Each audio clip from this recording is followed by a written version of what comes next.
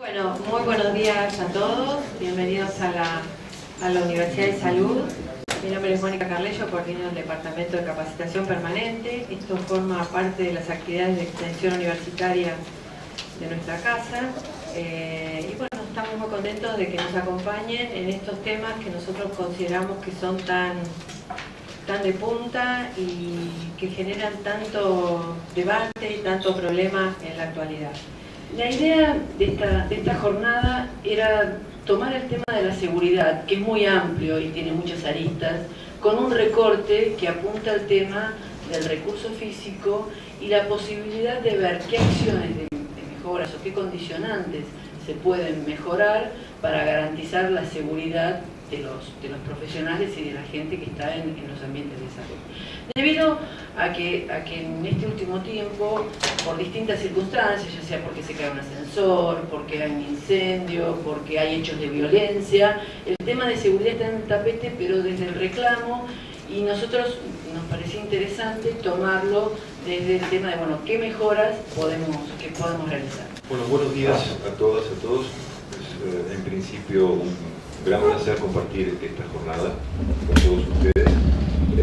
Mi agradecimiento particular a la arquitecta Comando por esta convocatoria, y traigo, por otro lado, en primer término, el saludo y las disculpas del presidente de la Asociación de Médicos Municipales de la Asociación de Médicos Municipales de la Ciudad de Buenos Aires, el profesor Jorge Gilardi, que, como ustedes se imaginan, está en estos días cerrando cuestiones de orden paritario y le resultaba imposible venir a compartir este espacio con ustedes, y me pidió que asuma, en todo caso, la responsabilidad de cubrir su lugar. Intentaré, en todo caso, en breves minutos, contarles un poco cuál es nuestra mirada del problema de la salud en relación al trabajo.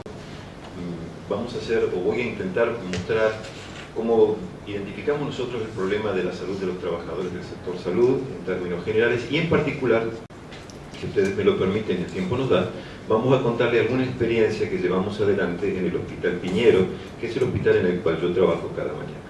Así que, si les parece bien, vamos empezando muy rápidamente. Vamos a pasar algunas transparencias. El tema no es nuevo, por eso yo quise traer esta imagen.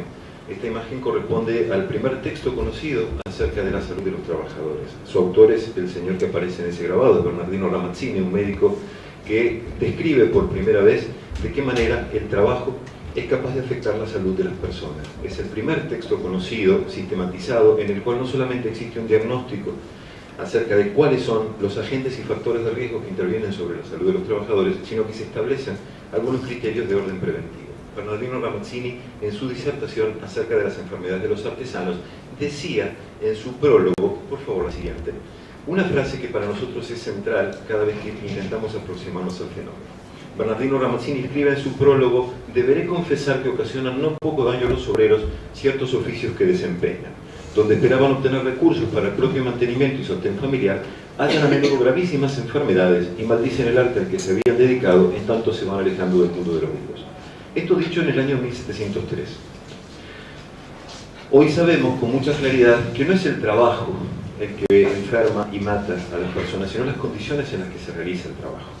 Y estas condiciones y medio ambiente de trabajo son los que determinan los procesos de salud y enfermedad que sufrimos los trabajadores. Tres categorías muy simples que en algún momento podemos ampliar, pero la manera en la que podemos ver el impacto de las condiciones de trabajo en la salud de los trabajadores, cualquiera sea el oficio, son esas tres: las enfermedades relacionadas con el trabajo, las enfermedades profesionales, que en la Argentina son aquellas que taxativamente están enunciadas en un listado de la Ley de Riesgos de Trabajo, que es el Decreto 658, y los accidentes de trabajo. La diferencia es sustantiva, sobre todo en las primeras dos categorías, dado que las enfermedades relacionadas con el trabajo, no listadas en nuestra legislación, no tienen cobertura de la seguridad social que en la República Argentina está dada a través del sistema de riesgos de trabajo y sus prestadores, que son las aseguradoras de riesgo de trabajo. Vamos a ver luego cómo muchas de las cosas que nos preocupan aquí no están incluidas en el listado. Quise traerles esta foto para los que conocen la ciudad de Buenos Aires. Este monumento está ubicado en el Parque Ameghino, frente al Hospital Muñiz, en aquel parque que fue el Cementerio del Sur. En el centro de ese parque encuentran este monumento. Cuando se acerquen a ver de qué se trata, se van a enterar, probablemente ya lo conozcan, pero da cuenta de un homenaje a aquellos trabajadores, particularmente trabajadores de salud, que dieron su vida atendiendo a la epidemia que sufrió el Buenos Aires en 1871, aquella epidemia de fiebre amarilla. Hay allí algunos nombres muy famosos y muy caros para la historia de la medicina de la República Argentina.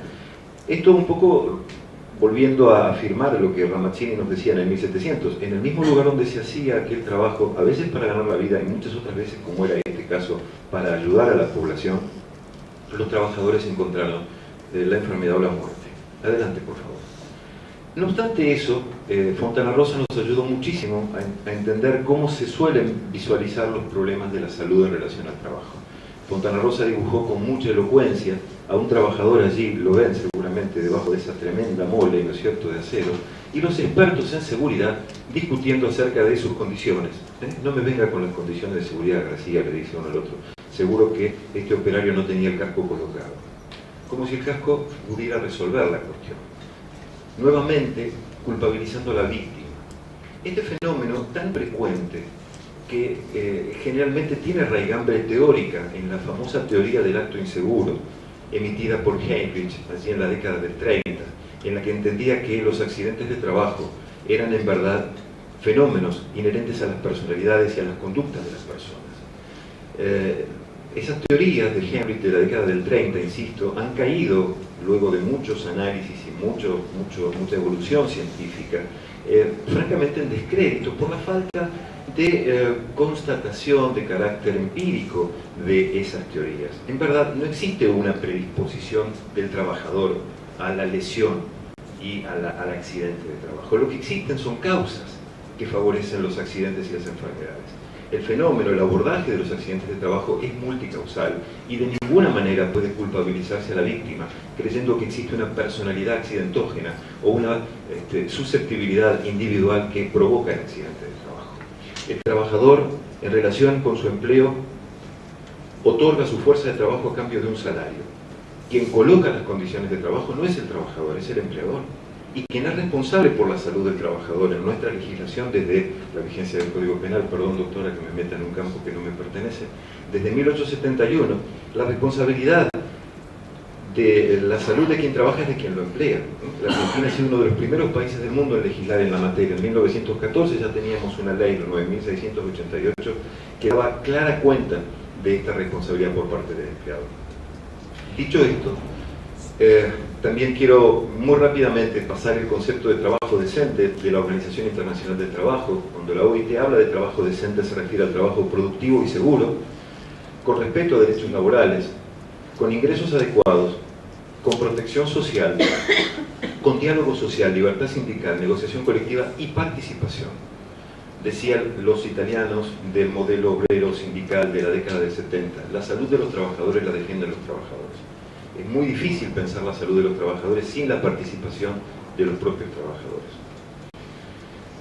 Nuestra concepción del problema es una concepción basada en un esquema, una propuesta de la Organización Internacional del Trabajo de finales de la década del 80 que se conoció como el modelo de condiciones de trabajo. ¿Por qué un trabajador enferma o accidenta en su lugar de trabajo? ¿Cuáles son aquellas variables que hacen que los agentes de riesgo que están presentes en el lugar de trabajo actúen de una manera distinta entre trabajadores y hagan que estos puedan enfermar o accidentarse? Bueno, el modelo que para nosotros se explica, que no es el del acto inseguro, es el problema de las condiciones de trabajo. Y para esto bastaría con ubicarse en el centro de esta escena, tratando de entender la situación vivida por un trabajador y viendo cuáles son las variables que van a impactar sobre esa situación vivida. Vamos a ver en el plano inferior las primeras variables que dependen del propio trabajador y que determinan su situación en el momento de trabajar. La primera de ellas tiene que ver con su estado de salud. Cualquiera de nosotros sabe que no es lo mismo ir a trabajar sano que enfermo. Su capacidad de respuesta, su vulnerabilidad es diferente.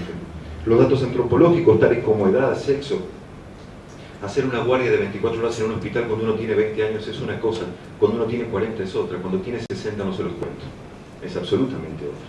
No es lo mismo hacer una guardia siendo una mujer en edad fértil que siendo madre lactante, que tratando ya las edades finales de las carreras técnicas. Las calificaciones profesionales, los trabajadores conocen aquello que deben hacer, han sido formados en la realidad que deben confrontar cada día. Esto lo hablábamos recién antes de empezar este espacio con la doctora, acerca de cuánta necesidad hay de repensar nuestros programas formativos, sobre todo en el sector salud, acerca de la realidad social a la cual nos vamos a enfrentar y cómo han cambiado los modelos de prestación y cómo cambia la demanda social respecto de los modelos prestacionales. Las expectativas personales. Todas las personas vamos a trabajar y ponemos nuestra subjetividad en ello. Lo que esperamos de nuestro trabajo determina nuestra vulnerabilidad acerca de nuestra capacidad, nuestra posibilidad de enfermar o accidentarnos. Por fin, los sistemas de relaciones de trabajo. Existen representaciones laborales, existen gremios que sostengan y defiendan las cuestiones de las condiciones de trabajo. ¿Las mesas paritarias discuten condiciones de trabajo o solo se discuten salarios?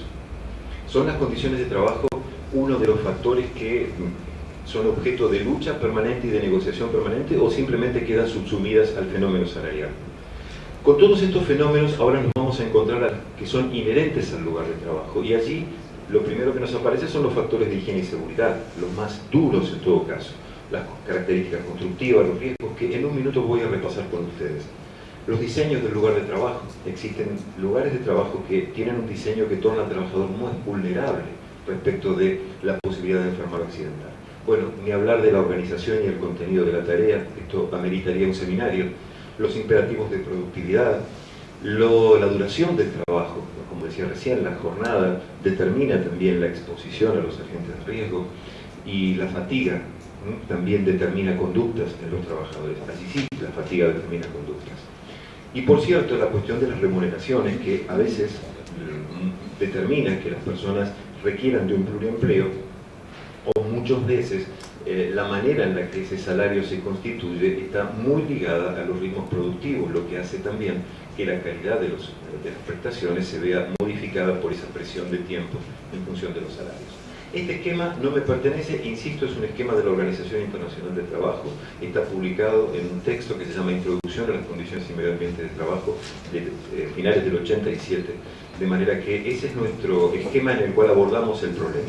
En este fenómeno, en este esquema, lo que nosotros podemos ver también, adelante por favor, son los diferentes tipos de riesgo que impactan desde esas condiciones sobre las personas, sobre la salud de los trabajadores. Clásicamente, 4 grupos, 4 tipos de agentes de riesgo presentes en el lugar de trabajo. Las primeras de ellas, las condiciones de seguridad, los contaminantes ambientales, la carga y los riesgos psicosociales, entre los que aparece la violencia. Vamos rápidamente a mostrar algunas imágenes de qué queremos decir. Con condiciones de seguridad. Todo aquello factor ligado a instalaciones, máquinas, herramientas, las características constructivas de edificios y locales. Allí vamos a encontrarnos con todo lo que habitualmente significa el riesgo de incendio, el riesgo eléctrico, la protección de máquinas, herramientas, pisos, escaleras, abertura, iluminación, seguridad. Ahí es donde la articulación con las áreas de infraestructura resulta central. Estos son los riesgos más objetivables, son los riesgos que más fácilmente pueden ser gestionados. Esto depende de decisión política y recursos, ¿verdad? Pero quiero traerles algunas imágenes que corresponden a diversos hospitales del país. Esto no son hospitales de la Ciudad de Buenos Aires. Estas fotos se han obtenido a lo largo de cursos que venimos haciendo en el país hace mucho tiempo. Ahí tienen ustedes una salida de emergencia. Se han olvidado de sacar el cartel o sacar los ladrillos. Algo no está funcionando ahí. Adelante. No, esto no tiene más explicación que la imagen, ¿verdad? Usted se lava las manos y se va a iluminar probablemente. Eso sí cumple con las normas de bioseguridad. En el sector salud las cosas no se atan con alambre, se atan con gasa.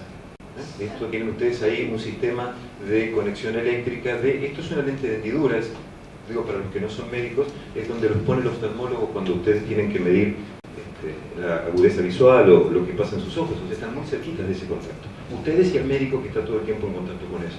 Adelante. Ese es un lugar donde se atiende gente. Yo no quisiera estar en esa camilla que tiene rueditas, donde arriba están esas cajas que no sé qué contienen, ¿verdad? En un lugar que para calefaccionar utiliza un calefactor eléctrico cerca de algunos plásticos inflamables. Adelante, por favor. Los hospitales se incendian. Ese es el conato de incendio de uno de nuestros hospitales en la Ciudad de Buenos Aires hace algún tiempo. Es muy complejo trabajar en incendio en un hospital. La evacuación de un hospital es muy compleja. Pensar, y el hospital tiene una cantidad, el hospital, los prestadores de salud, tiene una cantidad de factores que lo tornan vulnerable al fuego, ¿no es cierto? Adelante. La seguridad y esto va a ser objeto del seguro de esta mañana, la seguridad hace que las personas tiendan a enrejar todo, ¿no es cierto? Porque de esa manera estamos más seguros. Ahora también eso vulnera las salidas y los escapes potenciales. No es el caso de esta imagen, pero quise traerla como elocuencia de cómo se trabaja en muchos lugares donde los trabajadores pretenden, por sus propios medios de respuesta a sus necesidades, colocando rejas. Adelante. Bueno, conexiones eléctricas, eso es un quirófano. Ahí tienen ustedes una conexión eléctrica, por cierto, un tanto precaria, ¿verdad? En un ambiente, por otro lado, bastante inflamable. Después podemos avanzar en esto. Adelante. A mí me gustaría que cuando un trabajador deba estar en un quirófano no tenga que estar atento a los cables que tiene que pisar, sino que esté atento al campo quirúrgico, que es donde debe prestar su atención. Y no que se lleve por delante los cables y que después alguien le diga, ay, pero ¿por qué no prestas atención? ¿No sabes que hay cables? No presta atención al cable porque tiene que prestar atención al campo quirúrgico. Adelante. Tubos sueltos. Por cualquier hospital que ustedes recorran van a seguir viendo cómo las precarias instalaciones de gases centralizados siguen poniendo en vigencia estos tubos que son altamente peligrosos, ¿no es cierto? Son inestables, se caen. En este caso, por suerte, todavía tienen la válvula protegida. Muchas veces ni siquiera está el protector de la válvula. Cuando cae un tubo y se parte esa válvula, eso se convierte en una especie de torpedo que mata gente. Tenemos experiencia de pacientes en salas de espera muertos por la caída de un tubo de oxígeno. Adelante. A veces no es que no estén las instalaciones para la lucha contra incendios. Las instalaciones están a veces obturadas o detrás de otras cosas. Ahí tienen ustedes como un carro se ubica delante de un hidrante, dando cuenta de la falta de gestión en materia de salud y seguridad en el trabajo. Pero si ustedes siguen un poquito la manguerita, verán que está hacia un tubo de oxígeno que por supuesto tampoco está atado a la cadenita donde debía estarlo. Adelante. Puertas obstruidas, adelante. Bueno, ambulancias que se estrellan, adelante. Este accidente trajo una grave secuela para el médico que iba en ella porque sufrió una fractura de cadera que lo dejó con una incapacidad permanente muy importante. Adelante. Los riesgos ambientales, no los voy a aburrir con esto, pero todos sabemos que en el medio ambiente de trabajo existen agentes químicos, físicos y biológicos, ¿verdad? Y que estos impactan sobre la salud de los trabajadores de diferente manera. Adelante, vamos a ver algunas imágenes. Ahí tienen algunos de los lugares donde se guardan productos químicos que deberían ser desechados y que por razones a veces operativas no lo son en tiempo y forma. Algunos de esos productos, la siguiente, contienen, por ejemplo, benzol puro. Como ustedes saben, eso es un agente cancerígeno. Sin embargo, se está activando así sin ninguna advertencia para nadie, ni para trabajadores, ni para usuarios, ni para gente que transite la periferia del lugar. Adelante. Otra manera de guardar líquidos peligrosos, sin ningún tipo de rótulo, no sabemos qué son, no sabemos si esto es un inflamable, no sabemos si esto es un explosivo. Adelante. En esta foto lo que sí podemos saber es que o la estufa no funciona o el líquido no es inflamable, ¿verdad? Porque si no la foto no hubiera sido posible. Después nos enteramos que era la manera en la que se entibiaba el agua. Bueno, después les cuento. Esa no es la cocina de mi casa a la mañana después que los chicos se van al colegio, digamos, sino que es un puesto de trabajo, de enfermería. ¿Y cómo advierten ustedes que es un puesto de trabajo? Pueden ver ustedes allí la tela adhesiva, ¿verdad? Ven por allí alguna caja de guantes y por supuesto los otros elementos de trabajo como el mate, las galletitas, que por supuesto sufren la contaminación cruzada con todos estos elementos que provienen de las camas de los pacientes. Eso sí, esa pepa que ustedes ven ahí, yo le llamo pepa a la galletita, es muy rica. Cuando uno la come con todos esos gérmenes probablemente no le caiga bien, tengan cuidado. Adelante. Control biológico de plagas, dicen los colegas con esto, porque si no estuviera el gato habrían roedores, entonces mejor que hayan gatos. Lo que pasa es que los gatos tienen ácaros, sarna, muerden, arañan, tienen rabia, toxoplasma, etc. Adelante. Agentes cancerígenos que están presentes en el sector salud, allí tienen ustedes los que son probadamente cancerígenos para la Agencia Internacional del Cáncer. Esos son todos agentes que están presentes en el medio ambiente de trabajo del sector salud, desde el amianto, benceno, citostático, formol, isótopos por radioactivos, hasta el trabajo nocturno, que ya ha sido reconocido como agente cancerígeno y que forma parte de los listados de enfermedades profesionales de la Unión Europea, sobre todo cáncer cancerígeno en el cáncer de mama femenino. En la Unión Europea ninguna mujer debe trabajar más de 60 noches al año para no superar el umbral cancerígeno propuesto por la IATA. Adelante. Ahí tienen ustedes una lista más o menos tentativa de algunos de los agentes de riesgo biológicos que encontramos en los hospitales. Cada uno de estos ameritaría, por supuesto, una clase de actualización infectológica, pero en esta transparencia lo que quise mostrarles es la amplísima cantidad de agentes de riesgo a los que nos exponemos en los hospitales, pero si ustedes advierten en esa transparencia, algunos de los agentes de riesgo están en negrita, otros no. ¿Saben por qué? Esos agentes que están en negrita son solamente esos los que están en el listado de enfermedades profesionales, el resto no. Vale decir, a un trabajador de salud se le considerará enfermedad profesional cuando padezca estos, no aquellos que no están en negrita. Sin embargo, la probabilidad de contagio existe para todos ellos. Adelante. Bueno, la carga de trabajo, para nosotros es muy importante pensar la carga de trabajo, ya sea física o mental, en los conceptos perceptivos, cognitivos o afectivos, porque es la carga la que determina la fatiga. En verdad, a mayor carga, mayor fatiga. Y la fatiga, adelante por favor, que impacta en las personas produciendo trastornos conductuales, fisiológicos. Las personas cuando estamos fatigadas somos más impulsivas, somos más irritables, tenemos modificaciones en nuestro metabolismo, sube nuestra presión arterial, aumentan los niveles de glucosa, aumentan los líquidos sanguíneos, se modifican nuestras hormonas. Esta es una encuesta sobre condiciones de trabajo del sector salud en la Argentina, Brasil, Costa Rica, Perú en el 2010. Fíjense ustedes el pluriempleo en profesionales médicos, sobre todo en la República Argentina, en las edades entre 40 y 50 años. El 91% de los varones argentinos que participaron de la encuesta tienen pluriempleo entre los 40 y 50 años. Lo ven allí, ¿verdad? En el caso de las mujeres baja al 75%. El pluriempleo entre los 30 y 40 años alcanza el 89% de los varones y el 71% de las mujeres.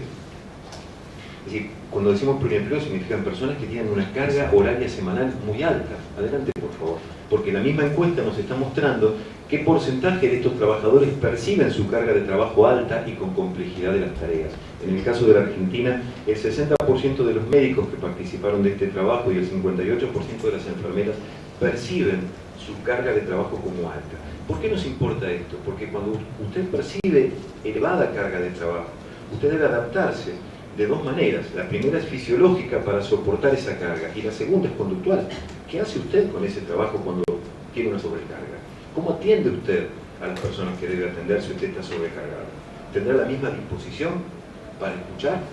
¿Tendrá el mismo tiempo para dar las indicaciones que debe dar? Adelante. Bueno, de esto hablábamos, de qué significaba la fatiga, ¿no es cierto? Para mí la definición más elocuente de la fatiga es esa incapacidad de responder a la demanda. Cuando un trabajador, no importa el oficio, se encuentra en una incapacidad de responder a la demanda, lo que sucede inmediatamente después son dos cosas. Se accidenta, se enferma o la calidad de sus prestaciones cae. Es absolutamente fisiológico, no es voluntario, no es una cuestión de personalidad. Hay personas, por cierto, que con mayor motivación toleran mejor.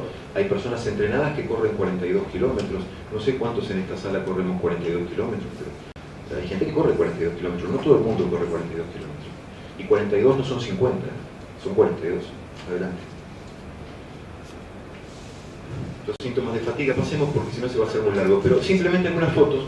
Volver al anterior si podemos, Rita, por favor. ¿Para cuántas camas está preparada esa unidad? Para dos, fíjense, son solo dos. ¿Y cuántos pacientes ven allí? Sin advertir, agua va, se duplicó la carga de trabajo de ese equipo. Nadie le preguntó a los trabajadores si estaban en condiciones de recibir. Había que atender y se atiende. Se atiende. Adelante.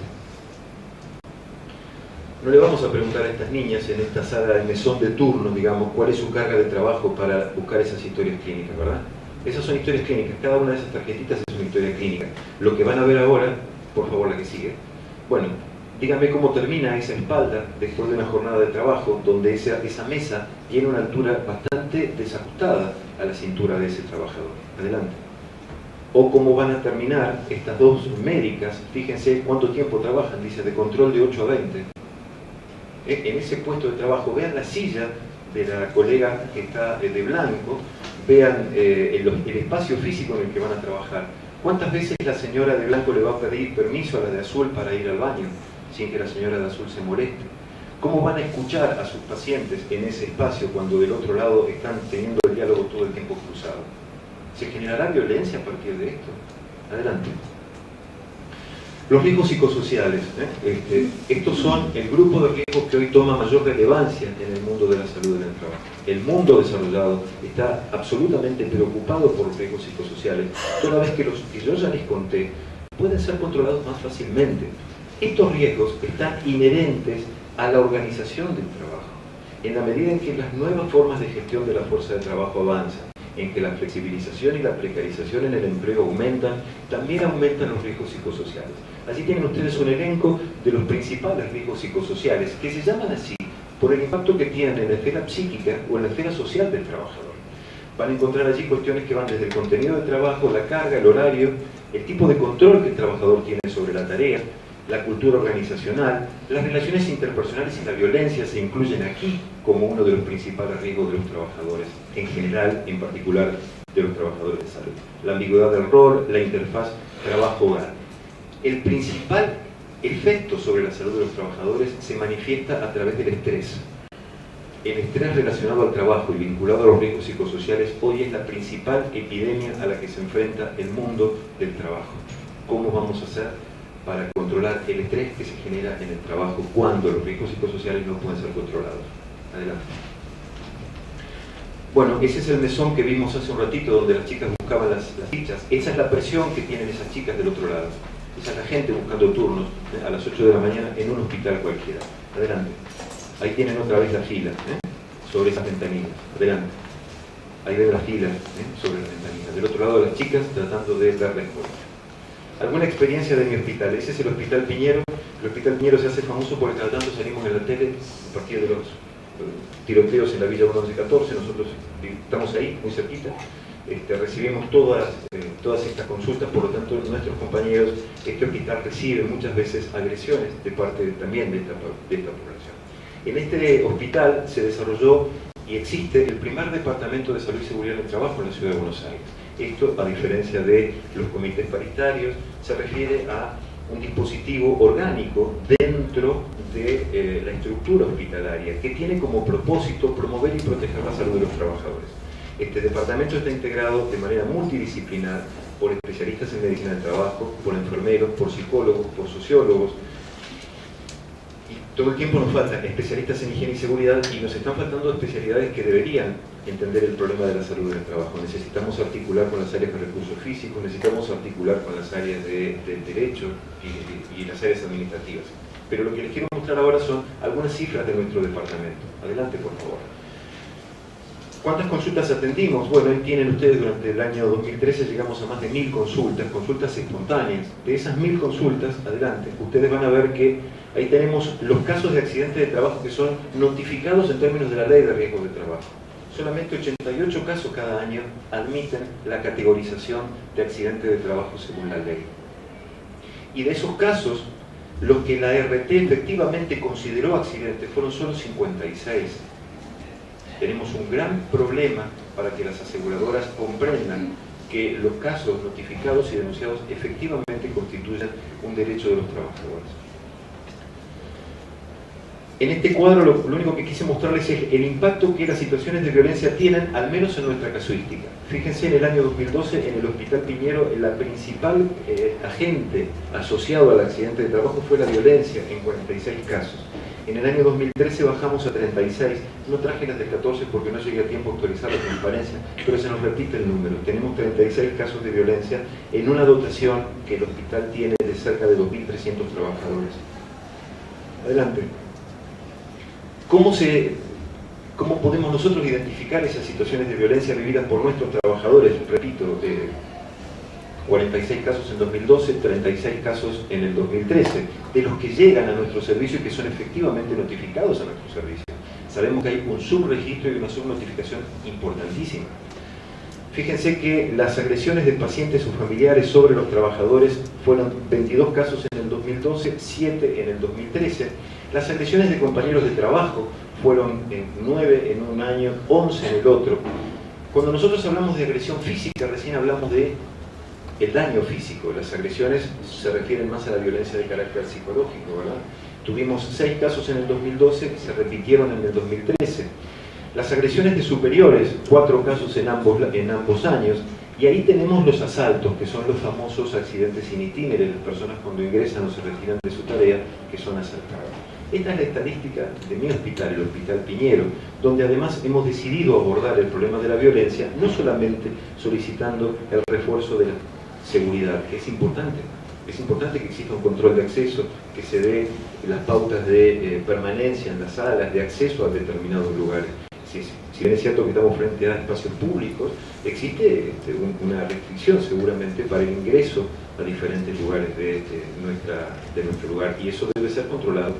Esto no tenemos ninguna duda, y tenemos graves problemas con eso incluso.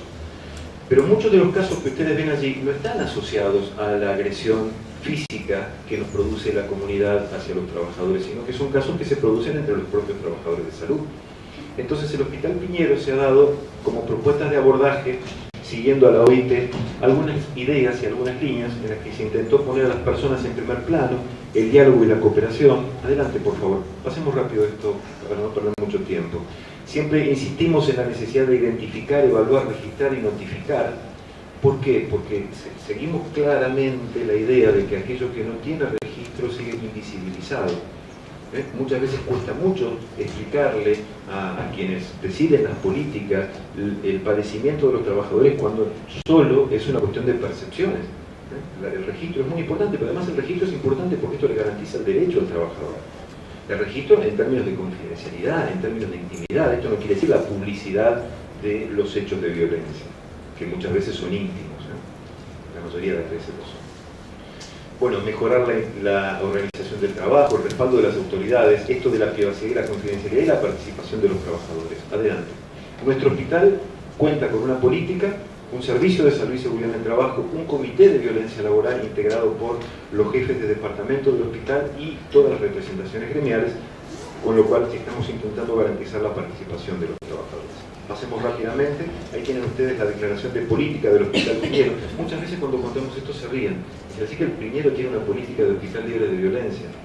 Justo el Piñero, que es el hospital que más agresiones recibe, donde la gente... Bueno, sí, la verdad es que políticamente pensamos que el hospital no quiere dar violencia. Y esto ha sido dicho por las autoridades del hospital. No es menor a la hora de trabajar organizacionalmente, definirse una política de hospital libre de violencia. Adelante. Ese comité de violencia laboral está integrado, como les dije recién, pasa por favor.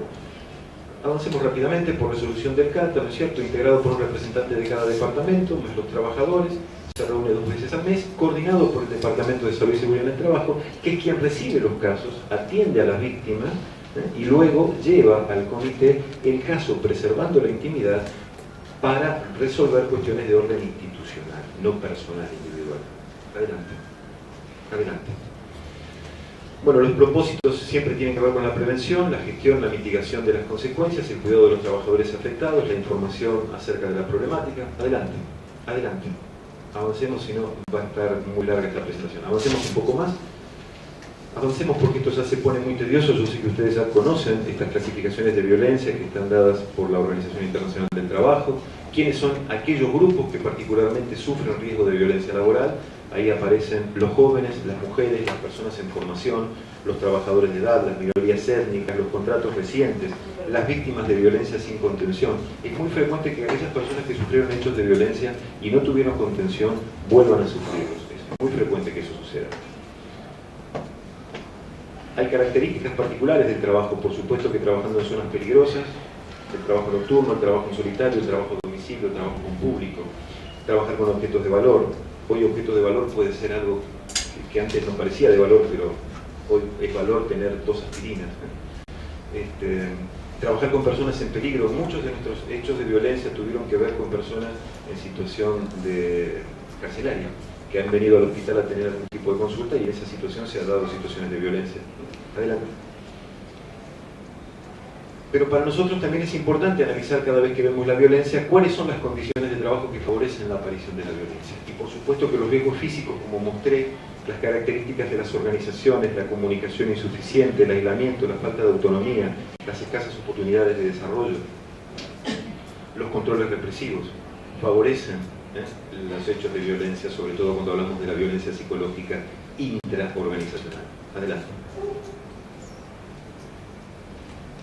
Bueno, ahí tienen ustedes una larguísima lista incluso de condiciones de trabajo que favorecen la aparición de violencia. Por eso nosotros decimos, el problema de la violencia en el sector salud no se resuelve enrejando los hospitales o aumentando la vigilancia. No importa cuál sea la fuerza pública que nos va a venir a ayudar. La Gendarmería, el Ejército, la Policía Metropolitana, la Policía Federal o la Policía de la Provincia o la Municipal. No va a alcanzar, en tanto sigamos teniendo algunas cuestiones de patrones de condiciones de trabajo que favorecen sistemáticamente las cuestiones de violencia. Adelante. Pero hasta aquí he mostrado cómo impactan las condiciones de trabajo en la salud de los trabajadores. En esta última parte lo que les voy a mostrar es cómo las condiciones de trabajo impactan en la calidad del servicio. Y esto se vuelve en contra de la población, lo cual además se vuelve en contra de los propios trabajadores. Por ejemplo, adelante. Algunas referencias bibliográficas que no voy a citar, simplemente para que vean, esto ha sido una búsqueda muy simple. Pasad, por favor, Rita, pasad porque son como 80, 100. Ahí están todas las citas bibliográficas que dan cuenta de qué manera la fatiga afecta la calidad de las prestaciones. La bibliografía en el mundo es muy amplia en este sentido. Y dice de qué manera la fatiga del equipo de salud afecta la calidad de las prestaciones y muchas veces genera violencia. Adelante. Algún ejemplo publicado hace ya muchos años, en este caso es una revista médica. Hacé enter, por favor. Que es la revista The Lancet. Vamos para atrás un segundito. Para atrás un segundo. Allí Taffinder y colaboradores ya en el año 98 demostraron en un simulador de cirugía laparoscópica que los cirujanos que habían permanecido despiertos toda la noche cometieron un 20% más errores y tardaron un 14% más tiempo en la ejecución de la tarea que los que habían dormido. Cuando se tenga que hacer alguna intervención quirúrgica, yo les recomiendo que le pregunten a sus cirujanos si la noche anterior descansó. Adelante. Telles y colaboradores demostraron una disminución significativa de la actividad mental expresada en términos de memoria y una disminución de la actividad psicomotriz en respuesta a reacciones estímulo-lumínicos en relación a la duración de la jornada. En ese hospital de Nicaragua demostraron dos cosas. A lo largo de la guardia las personas cometen más errores porque su memoria se torna más lábil. Cuando se les pide a los trabajadores que repitan una lista de palabras, se nota cómo al correr de la jornada aumentan los errores mnésicos. Pero también la velocidad de respuesta frente a un estímulo lumínico, que es lo que ustedes hacen cuando se prende la luz roja del semáforo y tocan el freno. ¿Vieron? Ese tiempo de respuesta en la fatiga se prolonga. Lo mismo que pasa cuando uno consume alcohol o consume algún psicofármaco. La fatiga produce lo mismo. Adelante. Tarno Mord y colaboradores relacionaron la mortalidad en cuidados intensivos con la carga de trabajo del equipo en un estudio de admisiones entre los años 92 y 95 y encontraron 2 veces más alta mortalidad en aquellos pacientes que eran atendidos por equipos sobrecargados. Esto está publicado en una revista muy prestigiosa de medicina que es The Lancet. Adelante. Este es un trabajo muy interesante publicado en el 2005 que hablan de el comportamiento o el desempeño neurocognitivo de los residentes después de una jornada de guardia nocturna.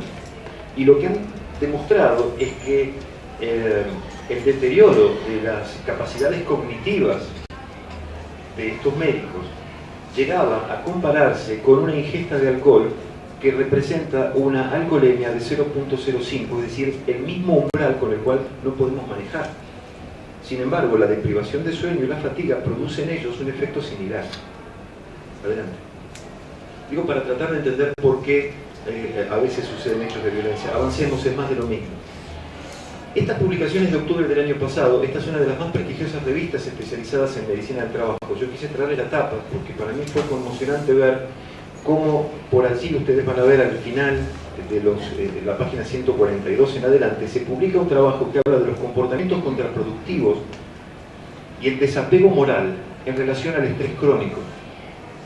Lo que están demostrando los estudios internacionales, publicados en este caso en esta prestigiosa revista, es que los trabajadores fatigados en burnout tienen mayor posibilidad de cometer actos que sean inadecuados para sí y para terceros. Ahora ya no relacionados con la fatiga, sino relacionados con el estrés crónico. Adelante. Bueno, pasemos esto porque esto fue el llamado a la acción sobre el diseño de los recursos humanos que la OPS nos contó entre el 2006 y el 2015. Estamos terminando el 2015 y yo todavía no puedo advertir, al menos en los países de las Américas, que existan planes para la adecuación de la fuerza de trabajo a las necesidades de salud. No he visto ningún programa intentando colocar a las personas adecuadas en los lugares adecuados con una distribución equitativa de los profesionales. No veo que se esté tendiendo a regular los desplazamientos y las migraciones de trabajadores de salud. Tampoco veo que se aseguren condiciones de empleo y trabajo adecuadas y relaciones laborales justas, y que los mecanismos de interacción entre instituciones de formación y servicios de salud se estén ajustando para que nuestros trabajadores tengan la calificación adecuada. Me parece que tal vez las agencias internacionales, en este caso la OPS, debiera reflexionar acerca de cuál ha sido el éxito de estos objetivos del diseño en materia de recursos humanos, que, como solemos decir, si son humanos no son recursos. Los humanos somos humanos, no recursos. Adelante, por favor. Nos preguntamos siempre esto: ¿se trata de adaptar el trabajo al hombre o el hombre al trabajo? Nosotros creemos que es el trabajo el que se debe adaptar al hombre. El hombre no es un ser económico, decía Ramón Carrillo, lo económico hace en él a su necesidad. De ninguna manera es aceptable desde el punto de vista ético, moral, que el trabajador sea un recurso más del proceso productivo. Adelante. Si el hombre es formado por sus circunstancias, entonces será necesario formar a las circunstancias humanamente, nos decía Saramago en La Sagrada Familia. Adelante. Muchísimas gracias.